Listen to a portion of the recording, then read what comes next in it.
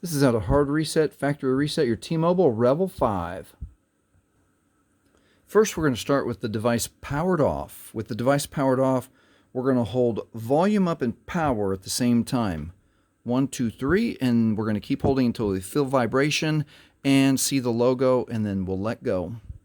And then we'll wait just a few seconds here while the software works to bring up the fallen Android. And at the no command fallen Android, we are going to hold power and then quick touch volume up.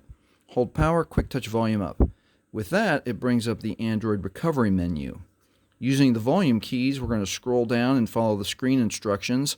Wipe data, factory reset, OK with power, confirm factory reset, factory data reset, scroll with volume, OK with power.